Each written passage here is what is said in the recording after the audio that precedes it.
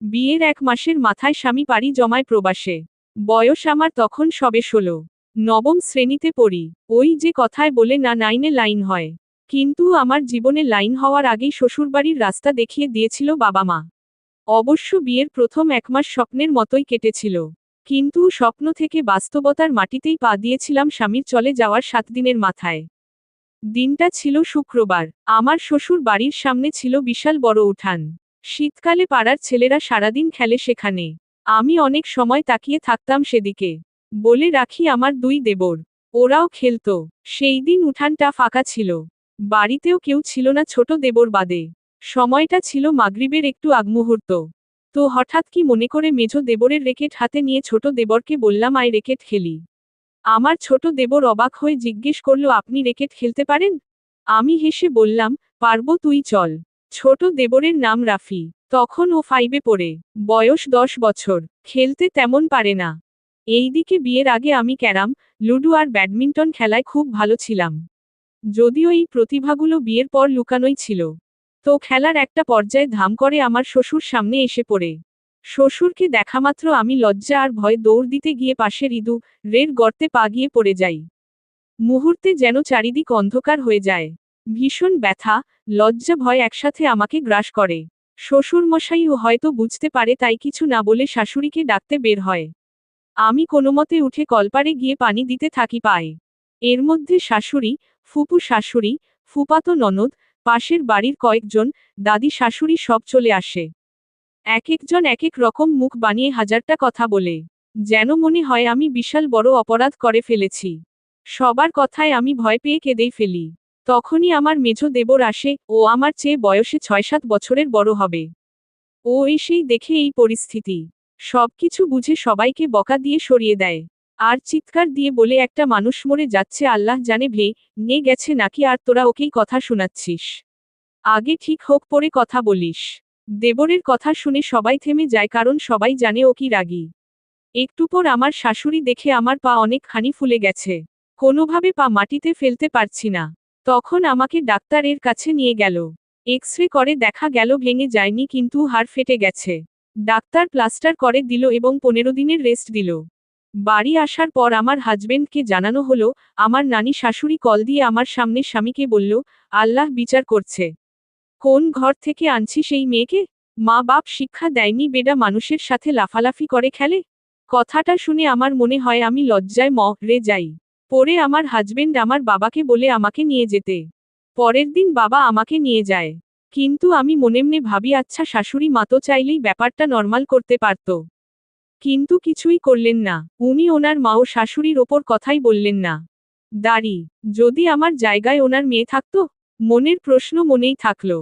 সেদিন সারারাত যে কিভাবে কাটালাম আল্লাহ মাবুদ জানে। হাজবেন্ড অবশ্য বারবার মেসেজ দিয়ে বলছিল ধৈর্য ধরো সকালে আব্বা তোমাক নিয়ে যাবে। তারপর পরের দিন সকালে আব্বা আমাকে নিয়ে যায়। আল্লাহর রহমতে আমি ঠিক হয়ে যাই। প্রায় 1 মাস পর আবার শ্বশুর বাড়ি ফিরি। কিন্তু এইখানে কিছুই বদলায়নি। সবাই এখনো 1 মাস আগেই পড়ে আছে। সবাই সুযোগ পেলেই ঘটনাটা তুলে আমাকে লজ্জায় ফেলে। এরই মধ্যে একদিন নানি শাশুড়ি আসেন বেড়াতে। আমাকে দেখেই বলে, কি রে নাতি বউ তা মেয়েছেলের মতো খেলাধুলার ভূত মাথা থেকে নেমেছে তো? শুনো বাপু বড় তো কম হওনি এখন সংসারে মনোযোগ দাও। বাড়ির বউ তুমি। বউয়ের মতো থাকতে হবে তো? আমি চুপচাপ মাথা নিচু করে শুনছিলাম। দাদি শাশুড়ি ও নানি শাশুড়ির সাথে সাথ দিচ্ছিল। দুইজনেই নানাভাবে কথা শোনাচ্ছিল। এর মধ্যে হঠাৎ আমার শ্বশুর বলে ওঠে, ও মা ঋতু রেকেটটা নিয়ে আসো তো। আজকে আমি ও রেকেট খেলবো তোমার সাথে। শ্বশুরমশাইয়ের কথা শুনে আমার চোখে পানি চলে আসলো। আমি বসা থেকে উঠতে পারলাম না। বাবা আবারও বলে উঠল, ঋতু আমার পুতের বউ না ও আমার মেয়ে। আর মেয়ে বাপের বাড়ি খেলবে, খাবে, ঘুমাবে, কারো সমস্যা থাকলে সে যেন চোখ বন্ধ করে থাকে।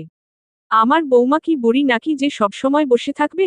মা ঋতু আজকে থেকে তোমার যখন মন চাইবে তখন খেলবে কোনো সমস্যা নেই। যার সমস্যা হবে তাই চলে যেতে পারে। এই বলেই বাবা হনহন করে বের হয়ে যায়। নানি শাশুড়ি বিড়বিড় করে বলে, দেখব কতদিন এই জোর থাকে। এক গাছের ছাল আরেক গাছে লাগে না পরের মেয়েও কখনো আপন হয় না বুঝছো? সেদিন নানি শাশুড়ির মুখে বলা, পরের মেয়ে, শব্দটা আমার মনে গভীর দাগ কেটে গিয়েছিল। মনে প্রাণে প্রতিজ্ঞা করেছিলাম, এই পরিবারের প্রত্যেকটা মানুষের কাছে আমি আপন মেয়ের মতো হতে না পারলেও কখনো পরের মেয়ে হব না। এই কথা মুখে নয়, আমার কাজ দিয়েই প্রমাণ করব। আলহামদুলিল্লাহ, সময় তার নিজ গতিতেই চলতে থাকল। শ্বশুরের সেই কথার পর বাড়িটা কিছুদিন বেশ চুপচাপ ছিল। নানি শাশুড়ি চলে গিয়েছিলেন, দাদি শাশুড়িও ধীরে ধীরে নীরব হয়ে গেলেন। তবে কথা পুরোপুরি থামেনি। সুযোগ পেলেই খোঁচা, ইশারা, তাচ্ছিল্য, সবই ছিল। কিন্তু ততদিনে আমি শিখে গেছি, সব কথার জবাব মুখে দিতে নেই। কিছু জবাব সময় নিজেই দেয়। স্বামী প্রবাসে থাকলেও আমাদের নিয়মিত কথা হতো। আমি কখনো তার কাছে অভিযোগ করিনি। শুধু বলতাম, আমি ভালো আছি, আর তোমার পরিবারকেও ভালো রাখার চেষ্টা করছি।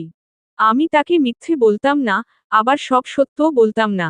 সংসারের ভালো চাইলে সব সত্য বলা যায় না, এই বাস্তবতা আমি ততদিনে ভালোই বুঝে গিয়েছিলাম। সংসার চলতে লাগলো, কখনো হাসি, কখনো কান্না, কখনো অভিমান।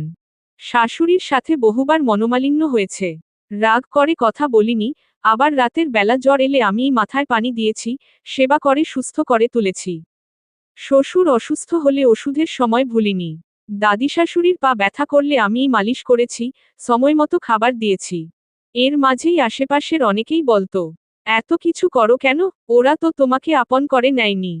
আমি চুপচাপ থাকতাম, মনে মনে ভাবতাম, সব কাজ তো আপন হবার জন্য নয়। কিছু কাজ দায়িত্ব থেকেও করা দরকার। একবার শাশুড়ি খুব অসুস্থ হয়ে পড়লেন। তীব্র শ্বাসকষ্টে অবস্থা এমন হয়ে গেল, মনে হচ্ছিল হয়তো তাকে বাঁচানোই যাবে না। সবাই ঘাবড়ে গিয়েছিল। সেদিন আমি একাই মাথা ঠান্ডা রেখে সব ব্যবস্থা করে হাসপাতালে নিয়ে যাই।